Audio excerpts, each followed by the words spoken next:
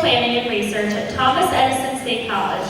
In this position, he is responsible for development and coordination of the college's strategic plan, market research programs, survey of students, graduates, and staff, the college's quality assurance, and complete compliance with state and federal reporting requirements.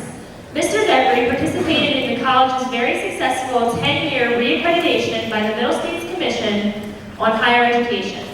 Mr. Devery is also an adjunct professor for the Political Science Department at Rutgers University and a member of the Veterans Advisory Council at Rowan University.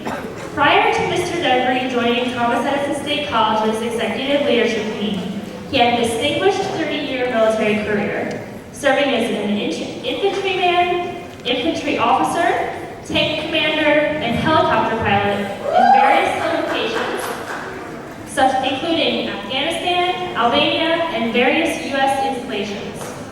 Mr. Devery is currently a doctoral student at Rowan University. He has a master's degree in strategic studies for the U.S. Army War College, a master's degree in management from Thomas Edison State College, and a bachelor's degree in management from Rutgers University. But he began his academic career at Burlington County College. So now tonight, he is going to be presenting to us Pathways to Success, Exploring the Frontiers to Your Future. So please welcome to the stage, Dennis Devery.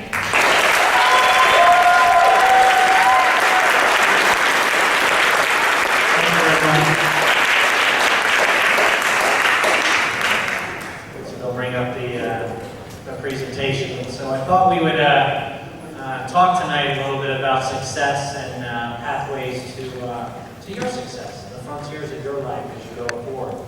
Because we're learning here about how to explore frontiers in lots of different ways. You can see I stole your design right there for my PowerPoint presentation. So it's a very good cover, and it looks. Just the graphics show you all the different opportunities that are out there in the world, from we have the Arctic there, to the sea, to the desert. And there's all those different choices out there that you'll have in your life. My life was very much like yours, I'm sure, and where you are right now. When I was 17, going on 18, I went to county college. I wasn't the best student. You guys are probably much better students than I was in high school. But I had some other challenges, family-wise and financially, that Dennis Devery wasn't going to a four-year college right out of the bat. He had to go to a community college. And so I thought we'd talk about a little bit about that, and a little bit about my career and how things change in your lives. I thought we'd start with, I can make this actually work. Okay, so my journey. So there's some pictures of me and my journey through life. And I started out at 17 to actually join the Army before I got out of high school because I had no intentions of going to college. That was not, it just wasn't something that I was going to do because frankly, I didn't think I was smart enough to go to college. Because people throughout my career or early life had told me, you know what, you're not going to college. In fact, the guidance counselor literally at my high school said, I don't really want to talk to you because I know you're not going to college, so go figure out what you're going to do with your life. Absolutely. Very hard to believe, but an absolute true story. And so I thought, wow, you don't even know me. So I said, you know what, the Army's interested in me, so let me go see what I can do in the Army. So I was 17, I liked to shoot guns at the time, and blow stuff up, so I thought, okay, I can get in a lot of trouble in the civilian world, or I can go work in the Army and they'll pay me to go shoot guns. So I thought that's probably what I need to do. So I actually went in the Army before I actually got out of high school. So it was this National Guard had this deal where you could join as a junior and go away between junior and senior year of basic training, then come back and finish your senior year, and then go on from there. And so that's what I did. So at 17 and 10 days, I was at Fort Benning, Georgia, learning to shoot guns and blow things up the proper way. And so So the police in my neighborhood were very happy to see that I was moving in that direction. I had seen the inside of the police department, not a jail, but I had seen the inside of a police department where they had explained to me that this is not a good idea. That probably I needed to go to the Army. So I went to the Army, and I ran into, well, this was in 1981. So in 1981, the Army was not the Army we have today. It was a much different Army today. But in 1981, there was a lot of people who were in the Army who couldn't read or write. In fact, a lot of them had been told by the police department, it's probably a good idea for you to join the Army, because if you don't, you will be going to jail. And so a lot of people in the Army at that time literally couldn't read or write. So I was an infantry guy, joined the Army, and ran into all these people who couldn't read or write. And I thought, wow, I'm a little bit smarter than this. So maybe this Army thing, I can do this, but maybe there's another path for me. And so I went back to do senior year in high school, and then I went back for advanced infantry training between senior year and college. And during that time period, a friend of mine, this is another life lesson we're going to talk about, a friend of mine said, you know, Dan, you should probably think about going to college. You're smart enough to go to college, so why don't you just stay in the National Guard and go to college? And another little thing that changed as well. Back then, the Reagan administration was in charge, and I had a parent who had died when I was 12. So that kind of also caused me to have some issues with guns and blowing things up. And so my father had passed away. So I was kind of an unruly youth, to say the least. And so the Reagan administration said, listen, if you're not in college by the 1st of April of 1982, and I wasn't planning to graduate until June of 82, well then your family's not going to get Social Security benefits that you would have gotten while you were in college. So one of the great things was the county colleges that many of you go to and I went to reached out to the high schools and said, if you have kids that are in this situation, we'll let them come to our college early. We'll let them come to college 1 April of 1982 so that their families can continue to get benefits while they're in college. So an amazing thing just happened. And so I left. So, you know, a lot of people say they leave high school early to go to college because they're smart. I left high school to go early because they said, you can go to college now. And so I left, and I went. And so there was an opportunity, a unique thing that somebody did that changed the course of my life.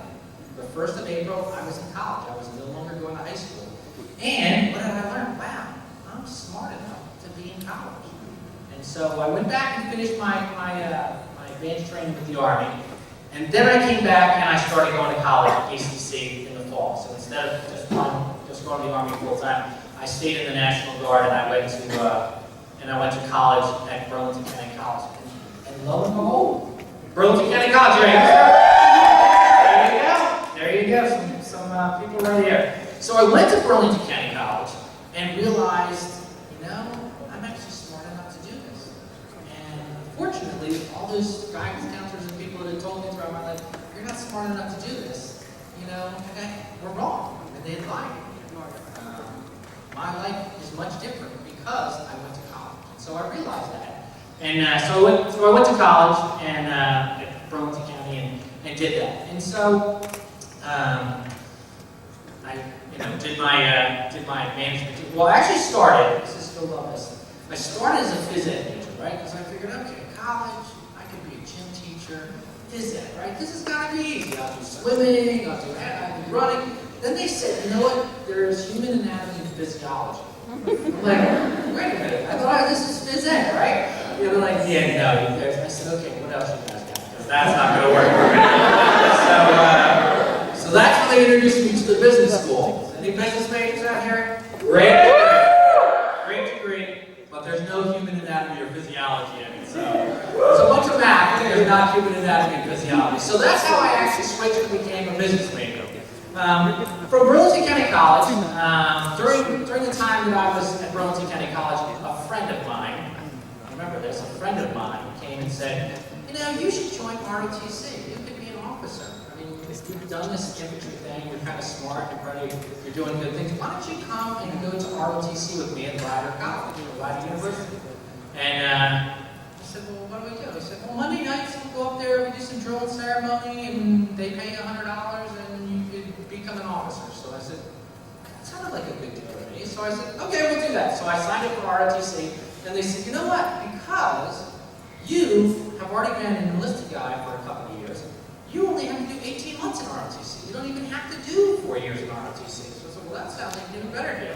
So now I got to do ROTC, so I did that for 2 years. And so by the time I was a sophomore, I actually got commissioned as an officer in the Army as a second lieutenant at 19 years old, as a sophomore. Everybody, give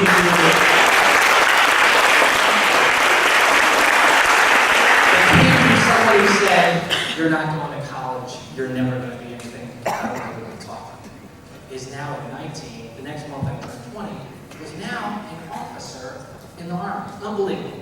So that summer, again, I needed a job between summers, so the Army always had something interesting. So they said, hey, we want you to be a tank commander, so we're going to send you to Fort Knox to be a tank commander over the summer. So I said, okay, that sounds like a good deal for me.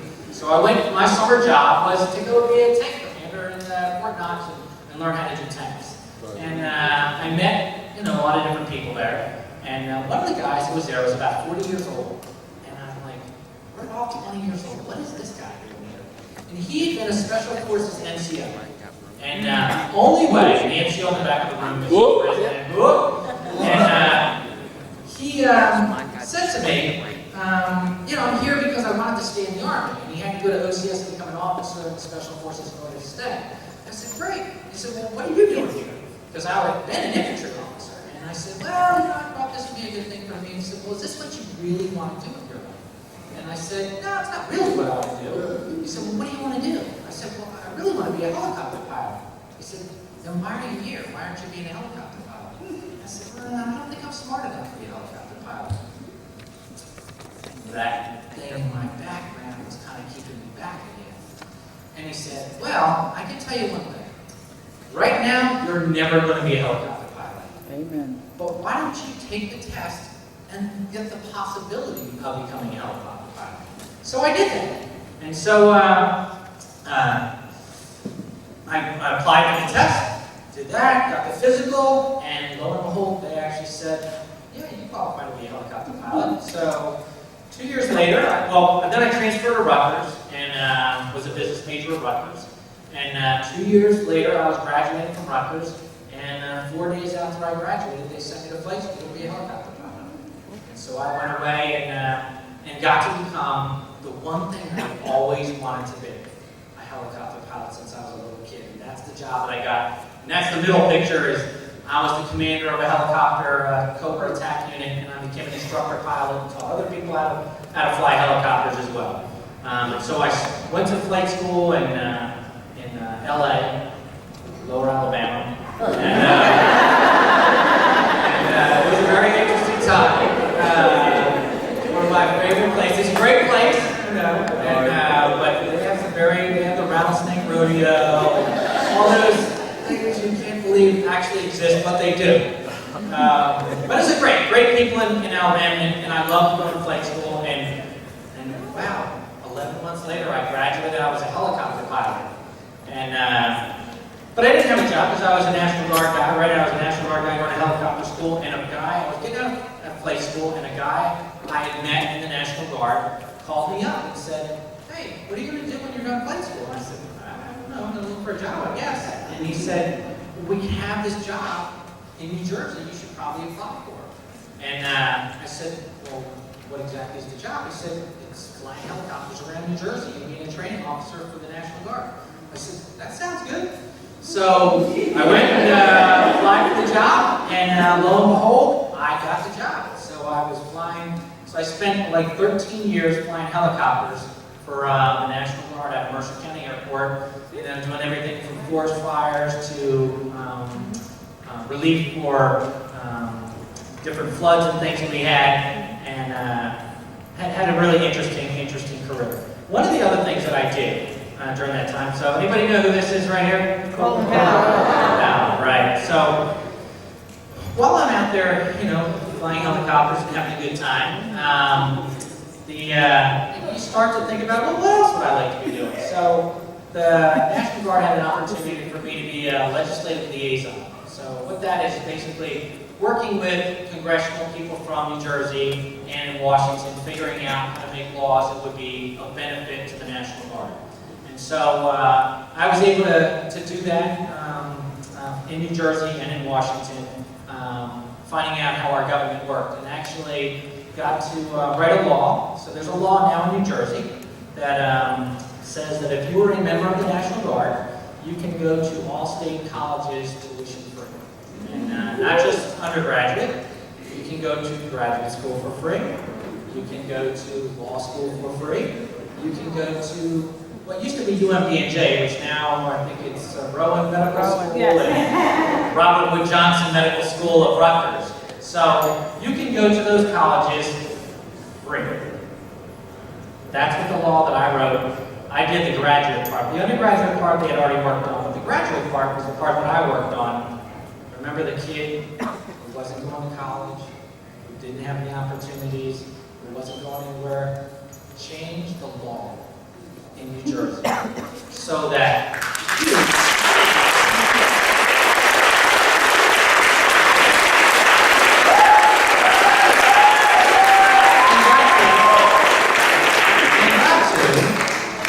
work with people like Colin Powell at the strategic level, trying to figure out how to make things better.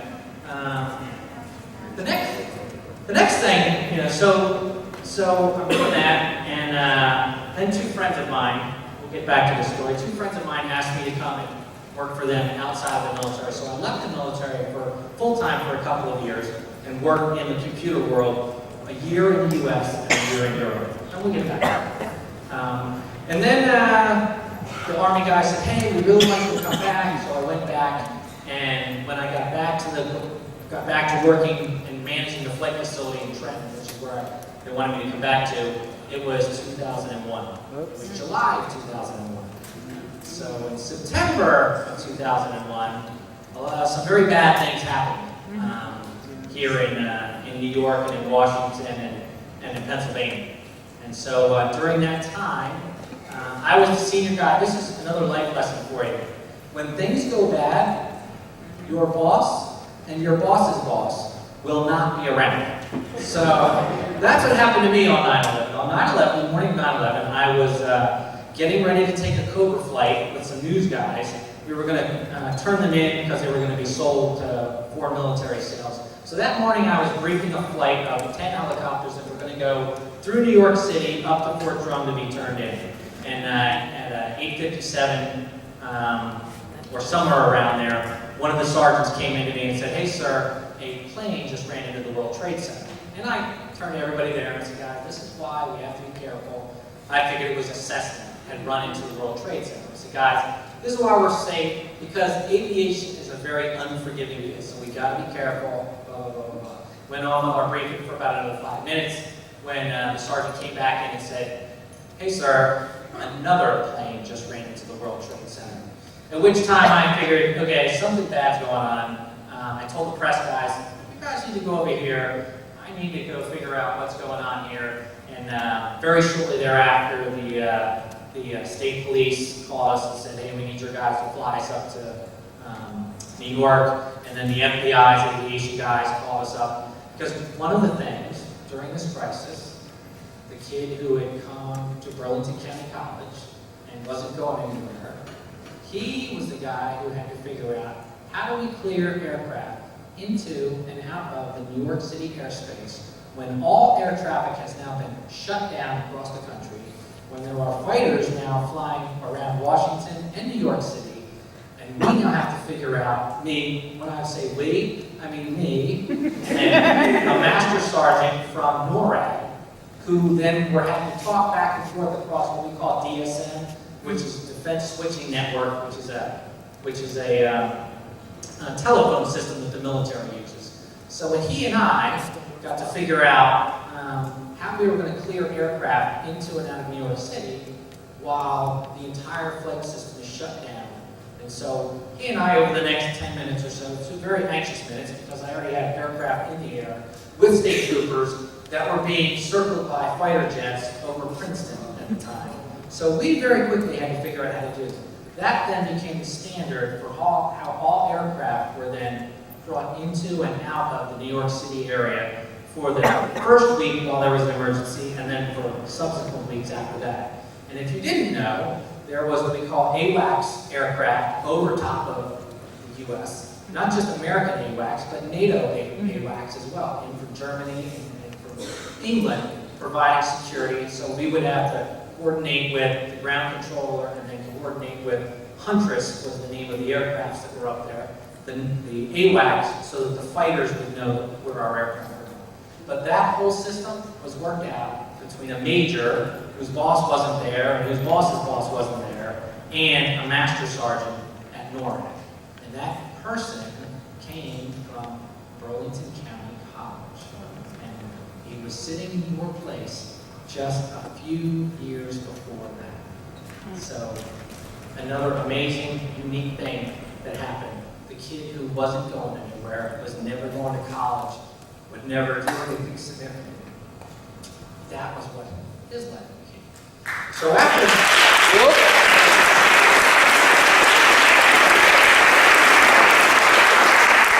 So after 9/11, a lot of things. So Iraq starts, Afghanistan starts. We have a bunch of different wars going on. And so I had done that, and then they said, hey, we need you to be the public affairs officer for this state when another crisis happened. So they said, we want you to be the public affairs officer. So I said, okay, what is that? And they were like, you're going to handle all the media with all the operations that are going on. And, you know, it's just the Philadelphia and New York media market. So it's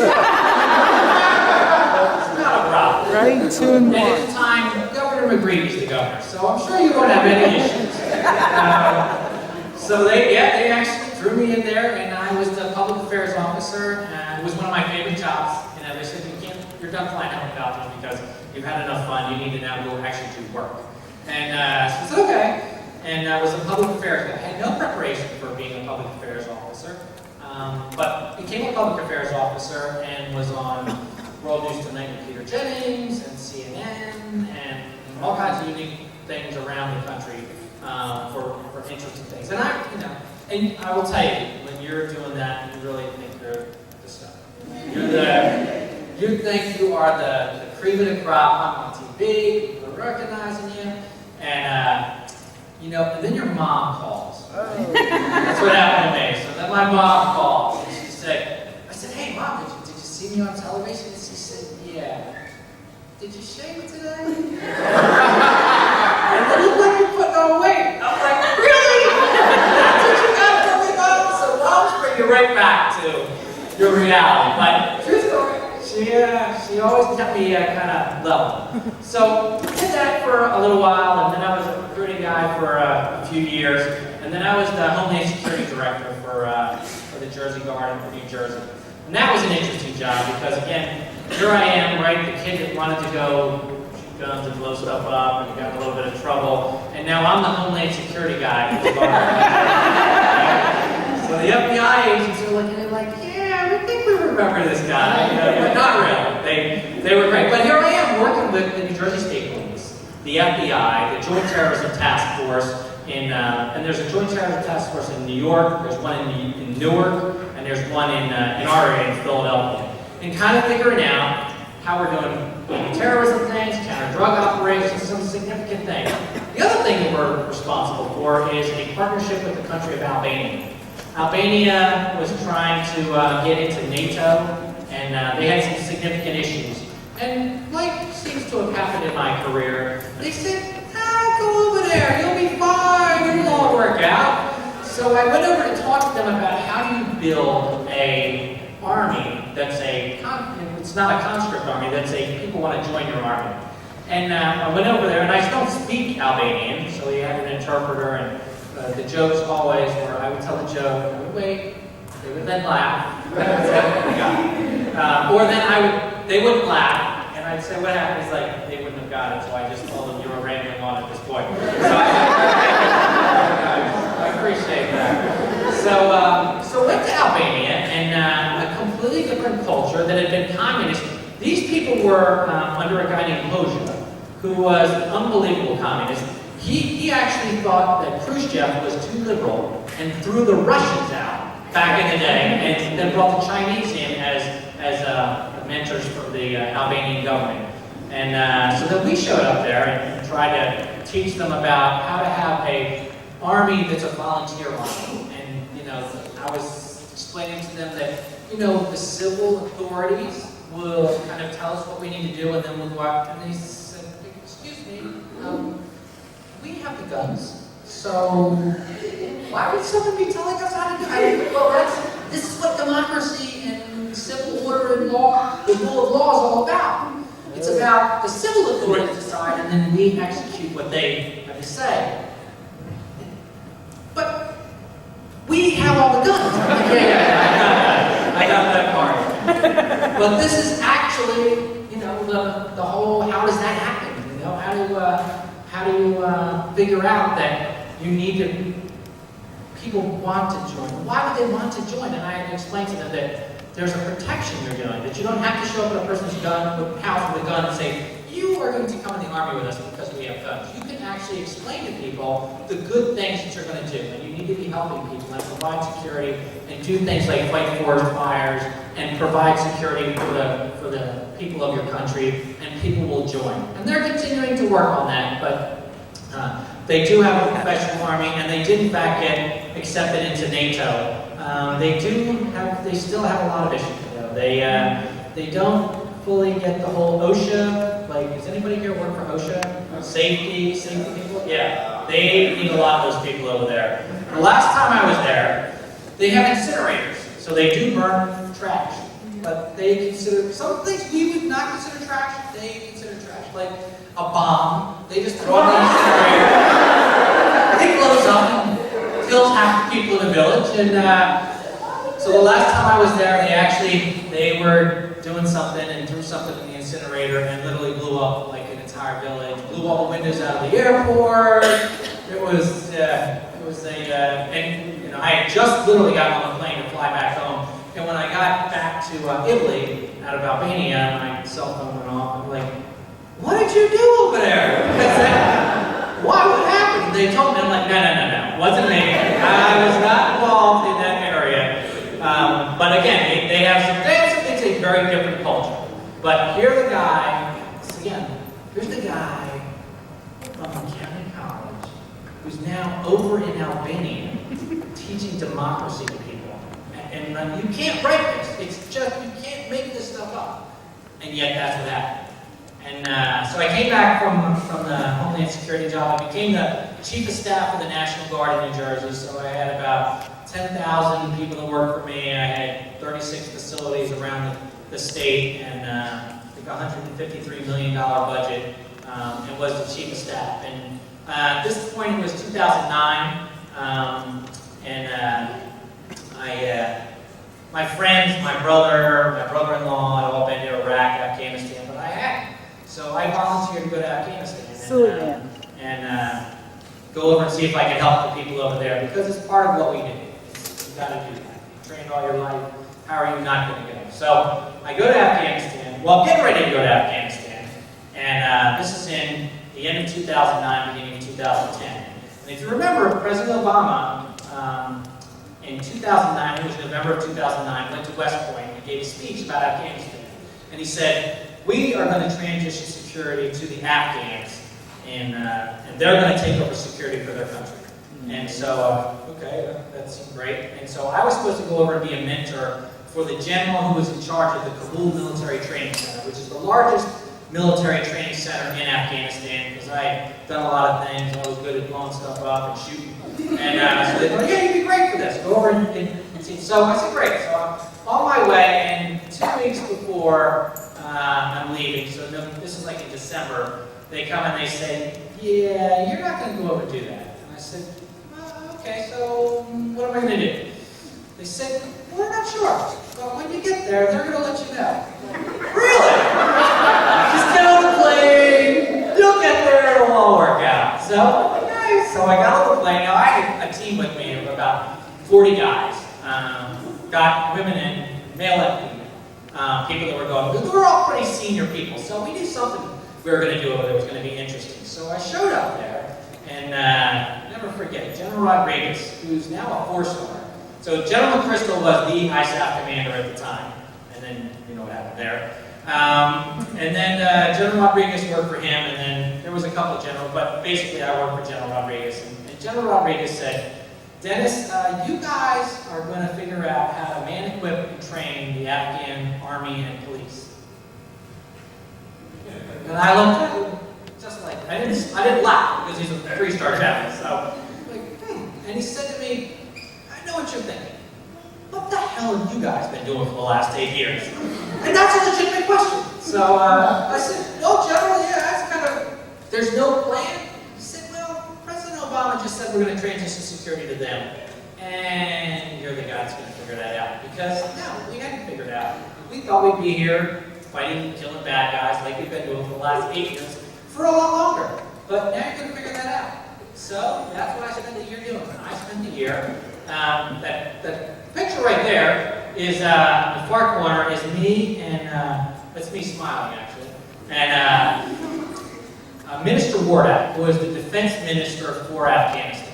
And Minister Wardak is an interesting guy, spoke English like you and I do, very smart guy, but he's the Minister of Defense for Afghanistan. The reason I'm in his office on this particular day is because General Rodriguez, another one of the things that he said to me is, Dennis, the Afghan Army and Police need an assessment system where we can actually figure out how operationally well they work.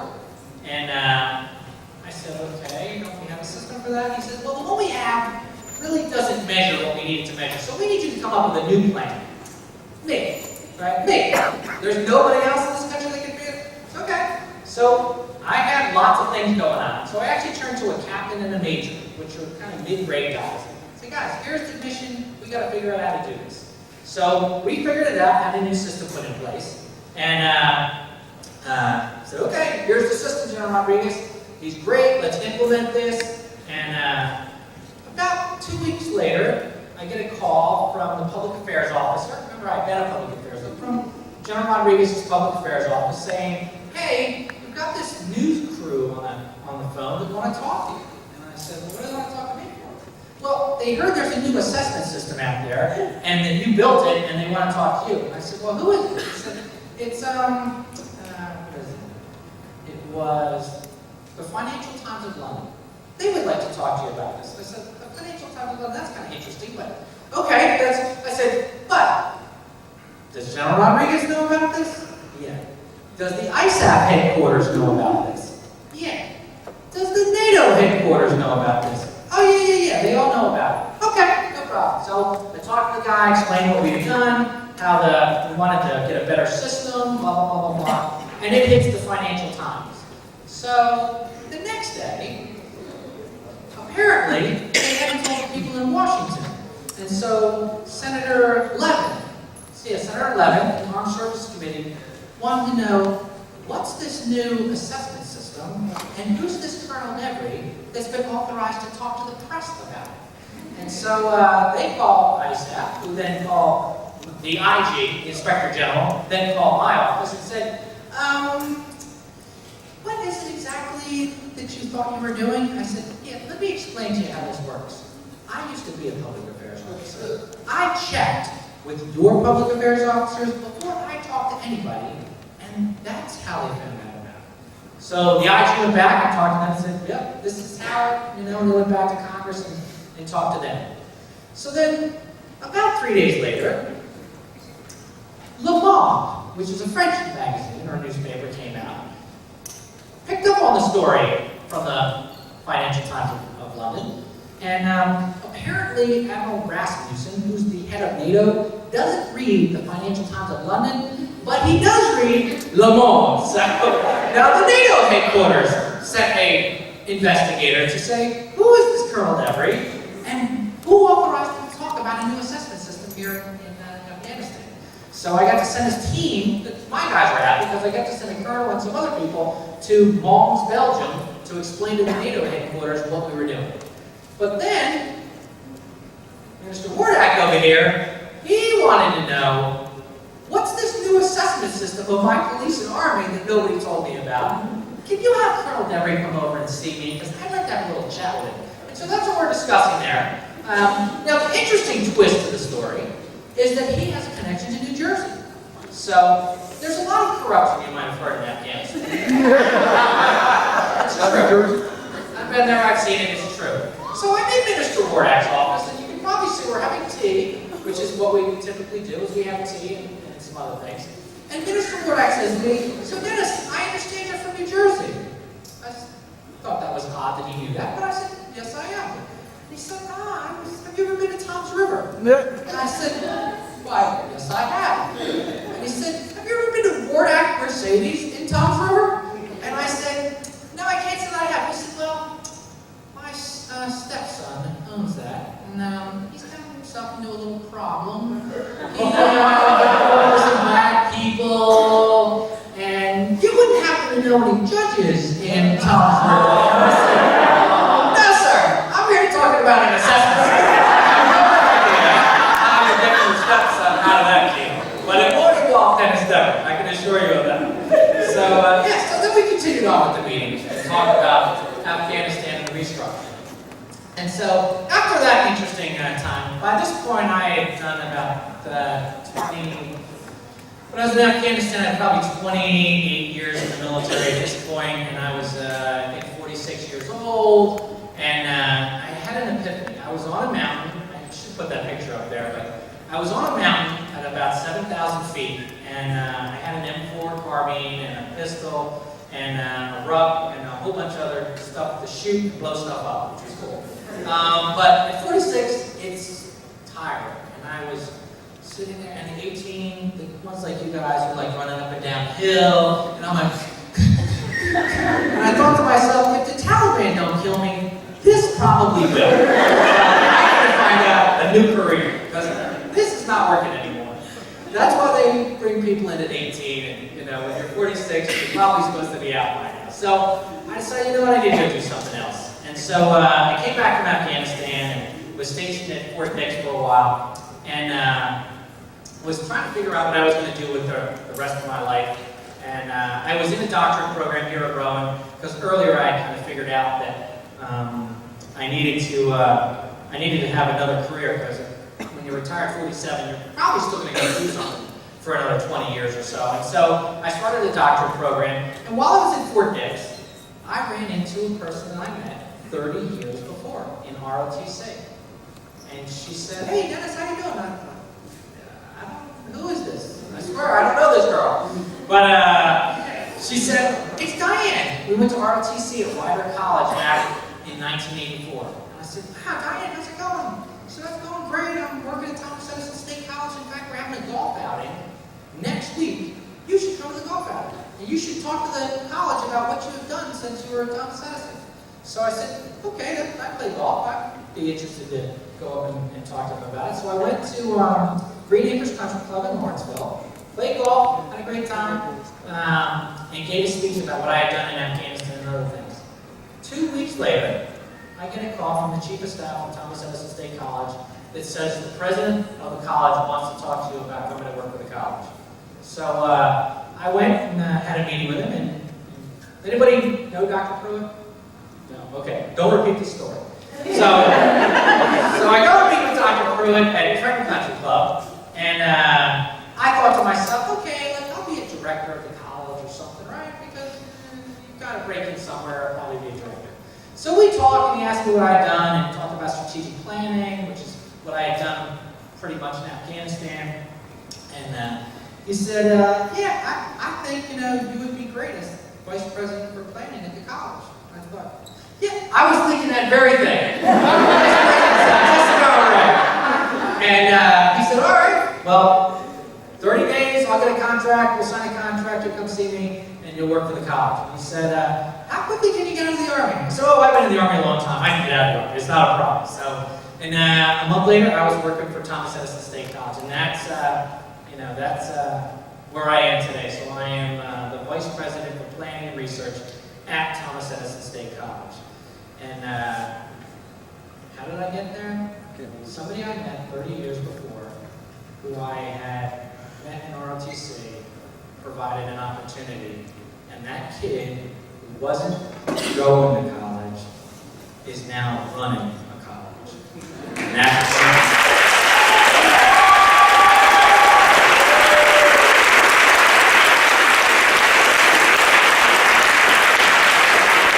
the opportunity we're talking about. I'm telling you, you can do it. Now I want to talk to you about how do you do that? How do you make that happen? So that's what the remainder of this is going to be about. So success. Anybody know who actually made that comment? So it says success is the intersection of opportunity and preparation. I actually don't, it's anonymous on, but Bobby Unser, they say, who won a lot of Indianapolis 500s, had a similar quote. But nobody really knows who made that. But it's absolutely true. So let me give you two examples of this. So the first example is opportunity and preparation, right? So remember I was getting out of Rutgers and I was going to go to flight school. So I was a business major at Rutgers. I had applied to go to flight school, but I wasn't sure I was going to get to go to flight school. But I had prepared myself to do that, and the opportunity presented itself. But that's not the story I want to tell you. The story I want to tell you is a friend of mine. Remember networking? If you remember nothing else from this, every job I ever got was because somebody said, you should come and do this, or you should come work with me, or you should go have a speech to these guys. Let me introduce you. Networking. All right, so I'm getting out of Rutgers. I'm a business major. I haven't been told I can go to flight school yet. And a friend of mine's working for this small company and says, why don't you come and take an interview on the turnpike? I got a friend, I'll introduce you to him. You guys will hit it off. You can work as a person for the company. So I said, great, I'll go up with you. So I went up and met this guy. There's right up by exit 7, there's a rest stop. So we meet at the rest stop. He came down from New York. We met at the rest stop. We introduced, said, hey, you know Dennis and Dale. They said you're a good guy. You know Rutgers. It'll be great. I said, okay, thanks. And so he said, you have the job if you want. I said, great. I said, but I did put in a flight school packet, and if they call me to go to flight school, I'm going to go do that. And he said, that's fine, whatever. You start in like 3 weeks. I said, okay, great. So I go home. I'm happy I got a job coming out of college. Everything's great. So the phone rings. It's the Army guys. Hey, we got a flight school slot. You got to be there 4 days after you graduate. Great. I'm going to go to flight school. So I call the guy back. And I said, hey, I really appreciate the opportunity you took. And I know it's a thing to hire somebody right out of college to go work for a computer company. I said, I'm sure your company's going to be great. The computer industry's just kicking off. Microsoft sounds like it's a great place to work. I'm going to flight school. In 1987. But it was just starting. Now, the opportunity presented itself. I had not prepared myself for understanding which path I might want to take. My friends went on to work at Microsoft and did great things and went on to Symantec and some other places. Had I prepared, I might have still chosen the helicopter route, having known what computers, what was going on in the computer world. But I will tell you that I had no idea what Microsoft did or any other computer company at the time, because I had not prepared myself. So I made a decision, and I probably would have made the same decision, but it wasn't an informed decision. So one of the things you have to do is you have to inform yourself and make sure you understand what the opportunities are. The other opportunity was I'd been a strategic planner in Afghanistan. I had prepared myself by getting multiple master's degrees and working on a doctorate. I had no idea where I was ever going to apply. And then Dr. Pruitt, out of nowhere, says, I want you to be the strategic planner. And because I had that preparation, I could accept that opportunity. That led to the success. But it's about the intersection of those two things. So that's the first kind of lesson there. And first, the other piece is, why do I say I might have taken either path? You got to figure out what you want to do to succeed. I always wanted to be a helicopter pilot from the time I was a little kid. They had a little whirly bird thing you could fly. I always knew that's what I wanted to do. So success to me was becoming a helicopter pilot. And so, you got to figure out what you want to have as success. What is success? Some people want financial success. Some people want academic success. Some people want social justice success. There's lots of different ways of having success out there. You got to figure out which one that is. Nobody can decide for you. You have to be the one that decides that. What's your success going to be? And once you do that, you have to research how to get there, right? I'm going to tell you, again, if I had prepared, I might have, had a better informed decision about Microsoft. Your success requires preparation. You've got to have an idea of how you're going to get there. Is it money you need to get where you're going to be successful? Is it education, right? So if you're going to be a park ranger, if that's what you want to do, that's your success, well then how do you become a park ranger? You've got to figure that out.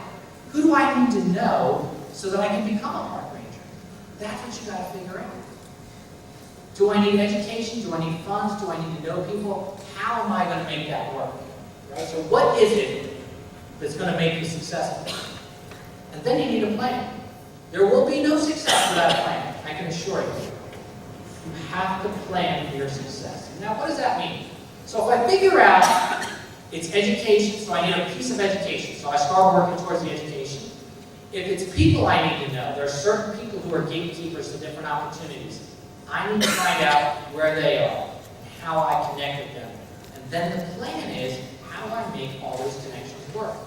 Because you can be successful, but you won't succeed without a plan.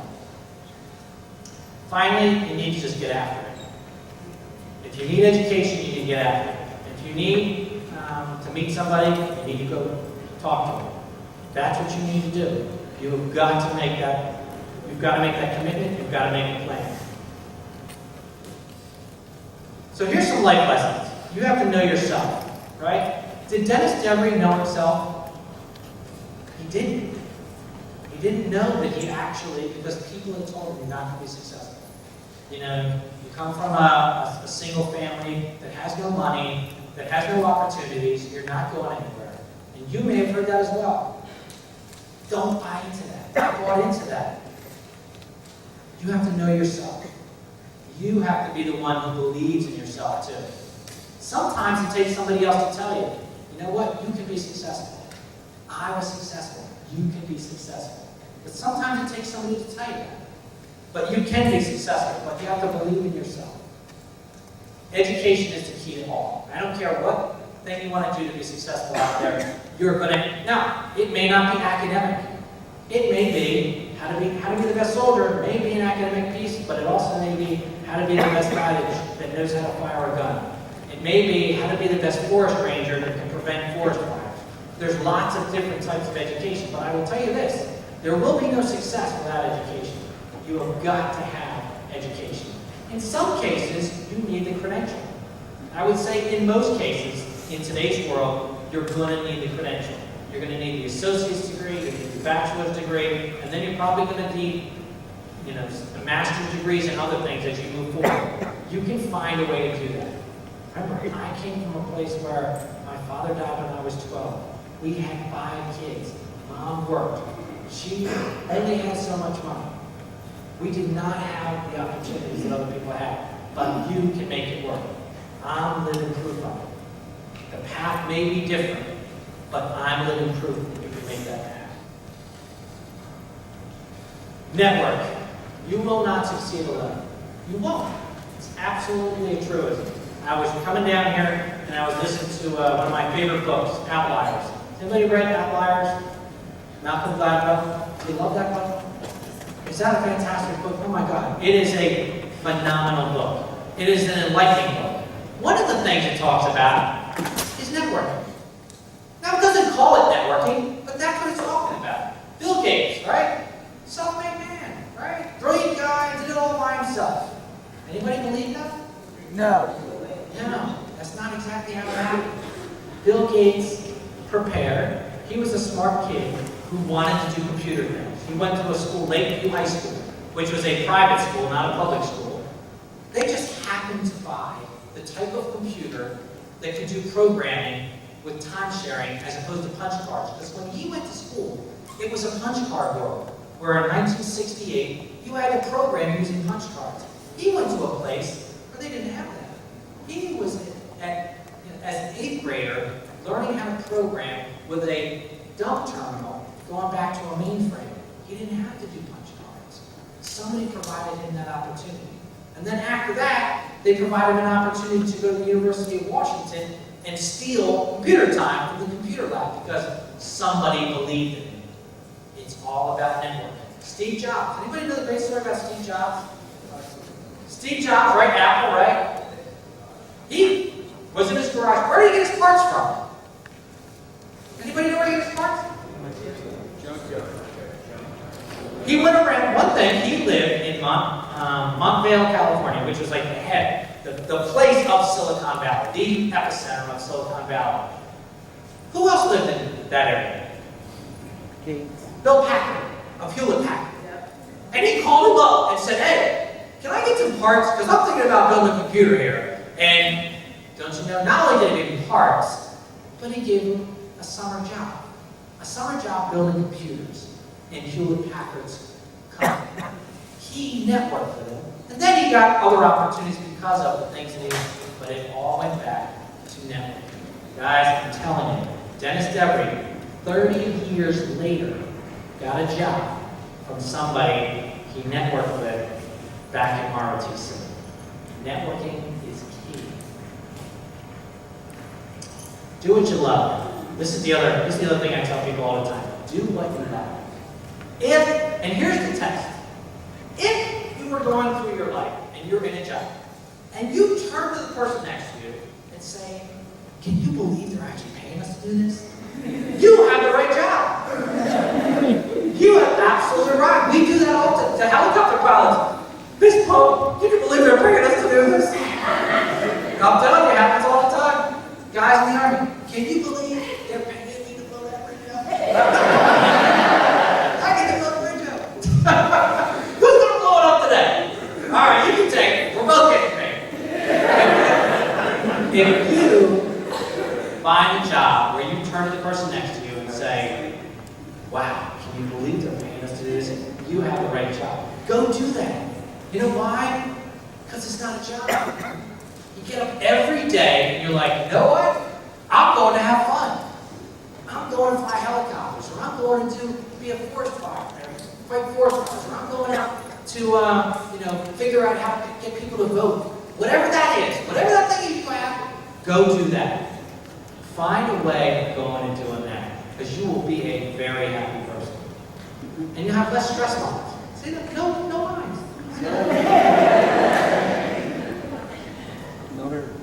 Listen more than you speak. You know, that's when you're a public speaker, that's kind of a hard thing to say, but listen more than you speak.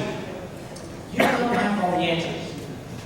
Lots of smart people in the room have better answers than you. If you can accept that, you will absolutely be successful. Because people will give you their ideas. This room has better ideas than Dennis Devery can ever come up with. And you'll give it to me for free. There's only one cost. Listen. Dennis, if you want my answer, then listen. And when I tell you something, then do something. That is an absolute key to success. And help others because you can. Not because you expect anything back. Because you can. Help them. I had a guy come up to me. I had this mission I had to do in the Army, and it was just, it was an extremely difficult mission to do. And they basically said, here you go, figure this one out. And some people went, glad they didn't hand that one to me. I'm glad Dennis is on that. He doesn't really have a good career anyway, so he's probably going to be out of here. Let's let him take that mission. Help people when you can. And some guy, and I know his name is Mark Preston. Mark Preston came to me and he said, Den, I understand that crappy mission you gave me. And I don't have to help. He didn't say this to me, but bottom line was he didn't have to help me, but he did. And to this day, there's nothing I won't do for Mark Preston. He didn't have to help me, but he did. And that happened 20 years ago. And to this day, I remember what happened and how he stepped up because I was absolutely crushed by this mission I had to go do. And he stepped up and said, I'm going to help you. And to this day, I would do anything for him. And that's the power you have when you help people because you can. They will never forget it. I will never forget the guy who said, Dennis, go to flight school. I'll never forget that guy. I'll never forget the guy that said, Dennis, why don't you come to our city? John Lucas. I'll never forget those guys. They changed my life. People will change your lives. You will change other people's lives. Help them. Know others and believe in them. That's another key to success. Work with people who begin with why. People often say, well, what the heck does that mean? They use other language, but basically that's what they say. What the heck do you mean by that? I say, if I'm going to go work with people, I want to work with them because they have a cause. If you say, come work for me because I'm going to pay $100,000, you're going to work for me for my money. And when that money's gone, you're going to be gone.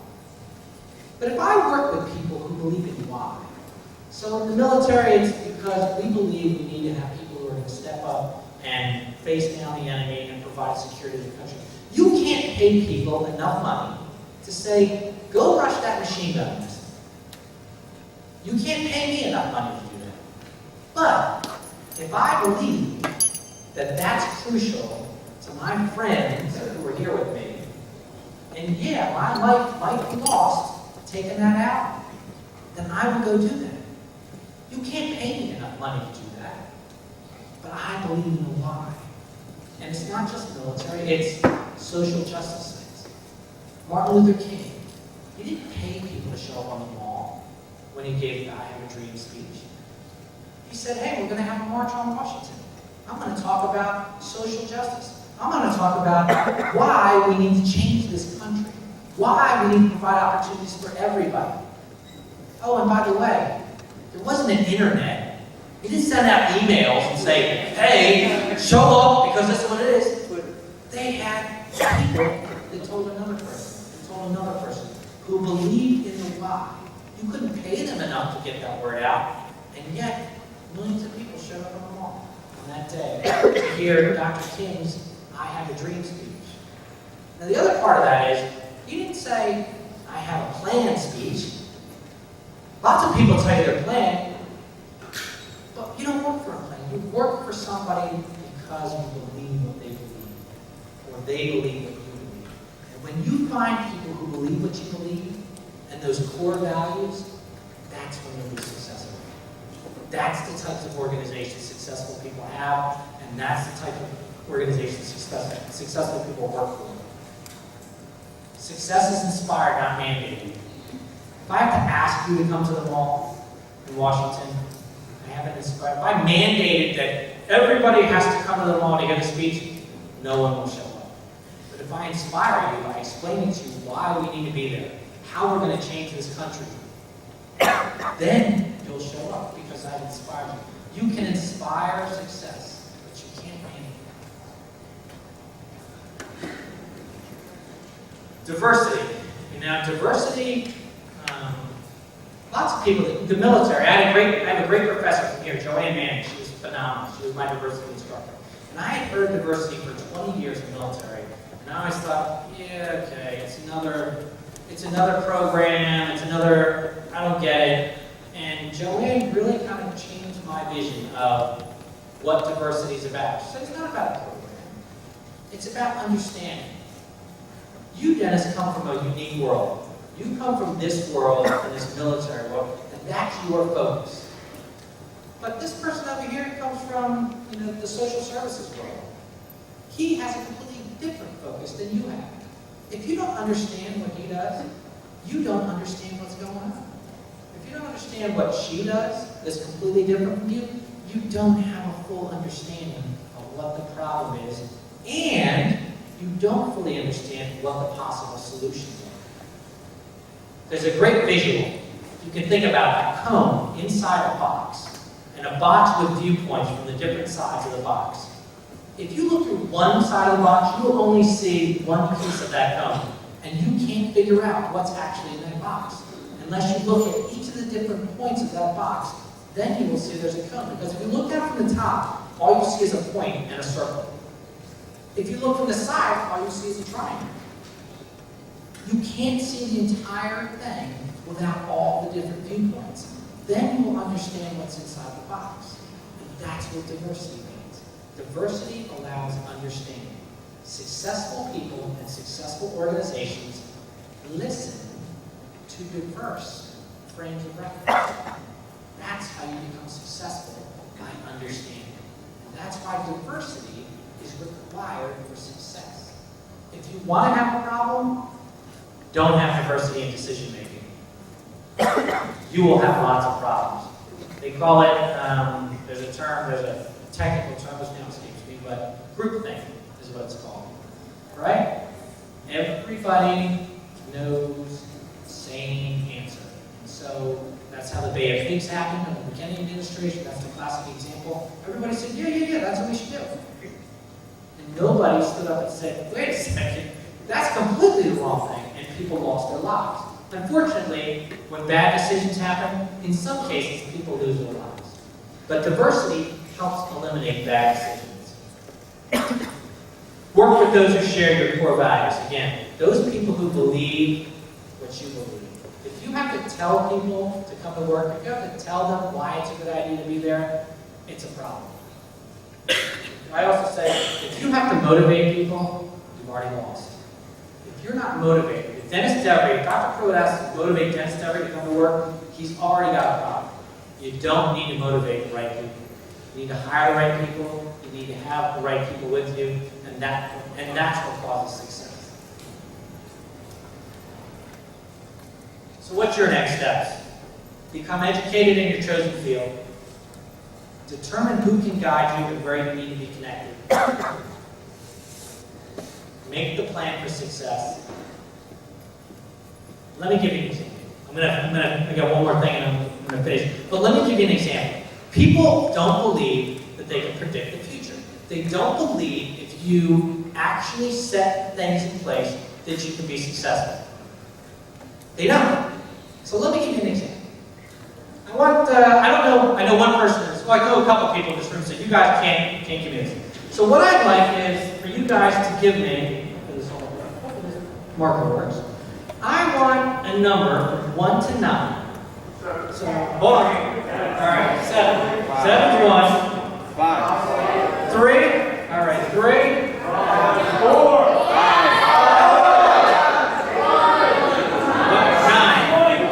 All right, I use 9. 9. Okay.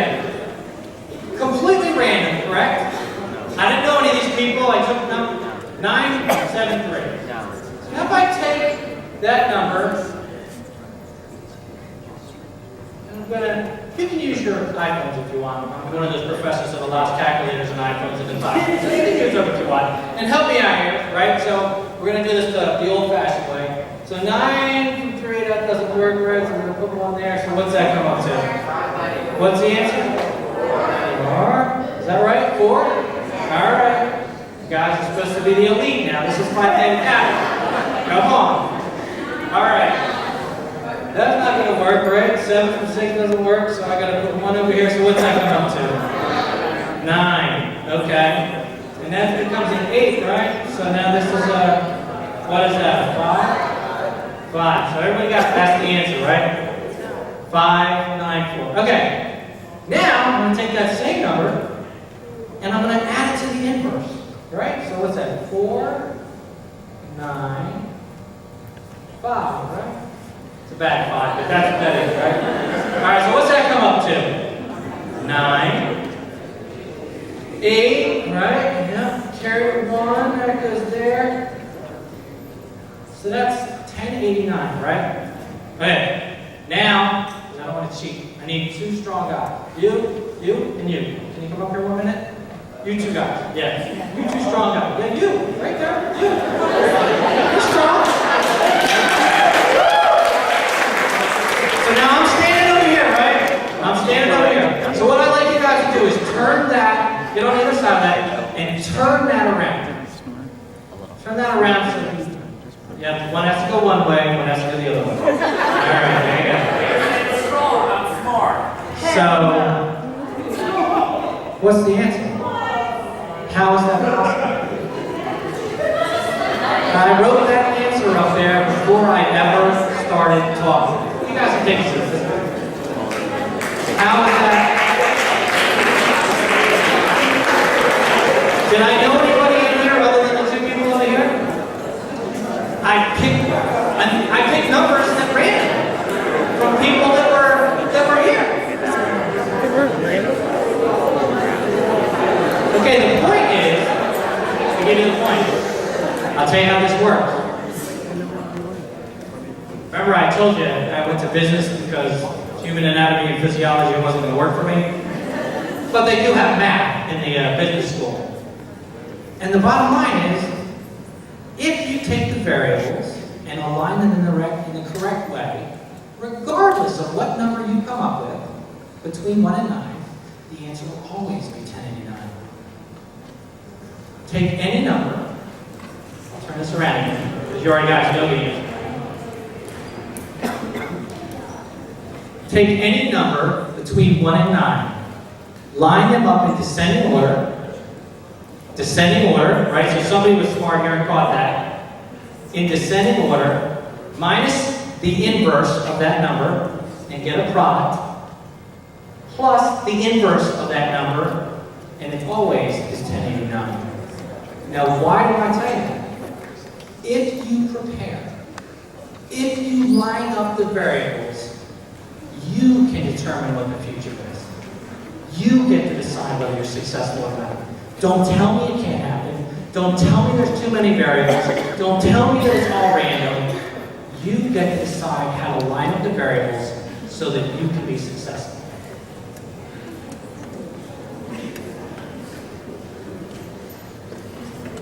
Get after it? I'm telling you, I did it. You guys can do it. I came from Burlington County College, and I became successful.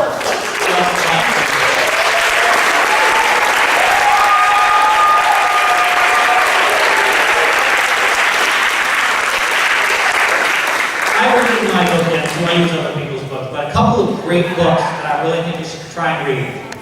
Good to Great by Jim Collins, and here I've got the audio tape. Let me give you another life lesson. You don't have to read every book. You can put them on CD now, so you can listen to them. Outliers is another Malcolm Gladwell fantastic book. I highly recommend it. And then, In Search of Excellence, here's another life lesson. Make sure you get your books back from the people you lent it to, or you won't have it. So, I don't know where that book went, but it's a great book. And then, Google Scholar. Has anybody used Google Scholar? Okay, if you haven't heard of it, use it. When you're out there trying to do research and you're trying to find scholarly articles, Google Scholar provides those types of articles. And then my final thing is TED Talks. I always find very inspirational and great ideas from TED Talks. They're no longer than 18 minutes, they can't be, but they have great messages. So use those resources. And there you go. Netflix has one. And that concludes my presentation.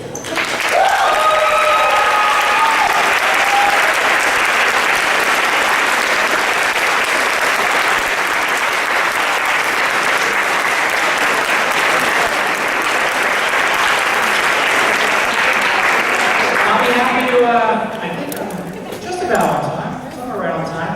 And I'll be happy to take whatever questions you have. I may not have the right answers, but I'll take the questions. So, in the back was the first hand, in the blue shirt.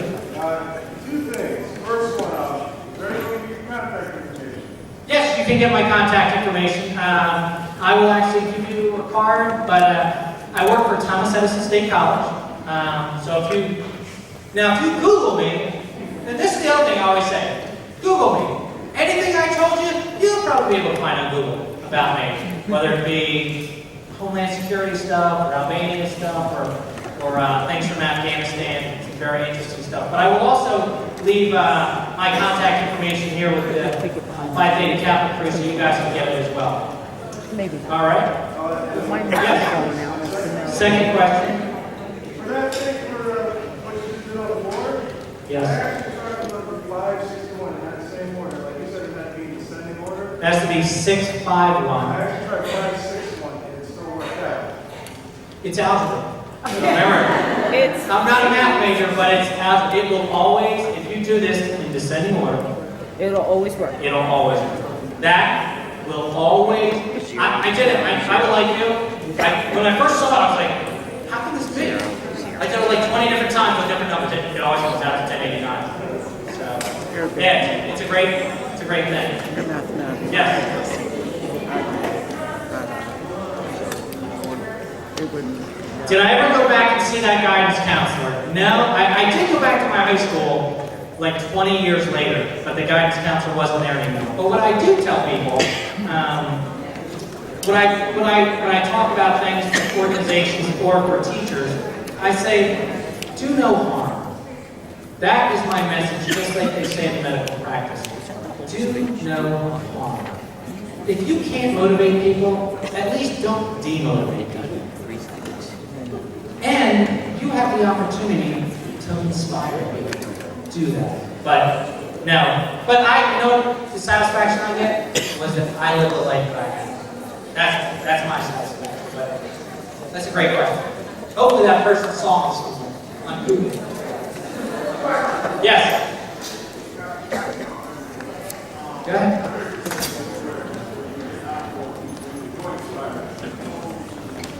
Afghanistan. Yep. Right.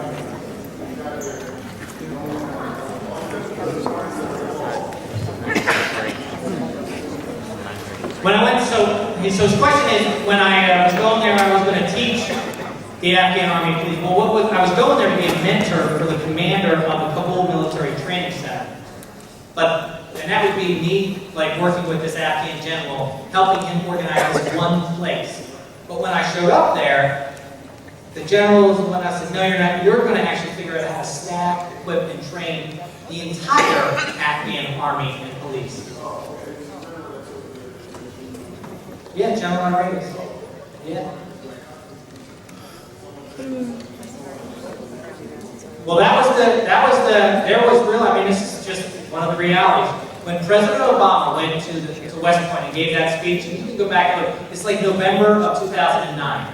When he said we were going to transition security to the Afghans, that was, nobody had a plan for us doing it. That was a complete shock to the people in the headquarters in Afghanistan. So, but that's what we started doing, and hopefully this year, hopefully tomorrow's the election, and I think Abdullah is going to become the president. I hope so. And then they'll continue on with some good things. Yes?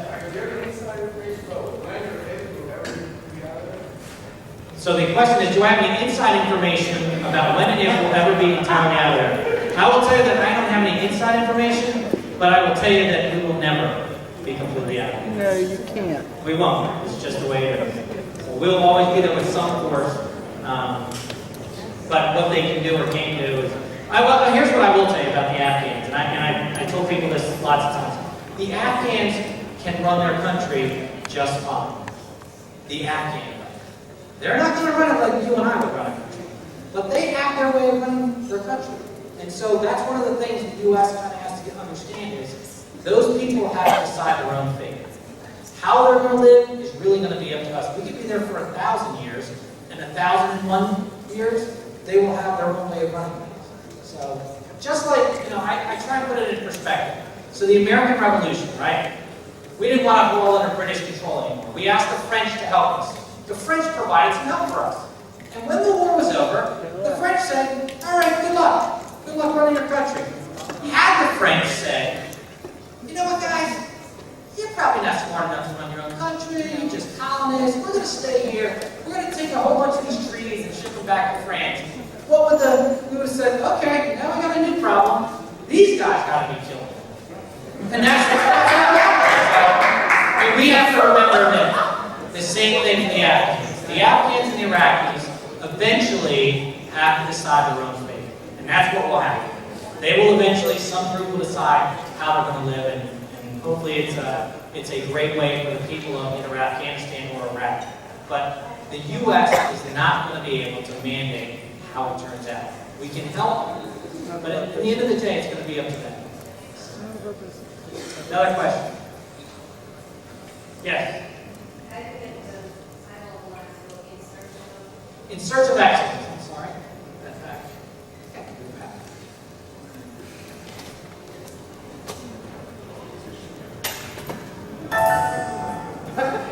Do we go back? Back one spot. There you go. Perfect. Search of excellence. Yeah, great, really great book. Be lifelong learners. You always learn something new, at least I do. Any other questions? If not, guys, I sat where you sat 30 years ago. Your life, your opportunities are coming. Make sure you're prepared when the opportunity arrives, and you will be successful. Thank you again.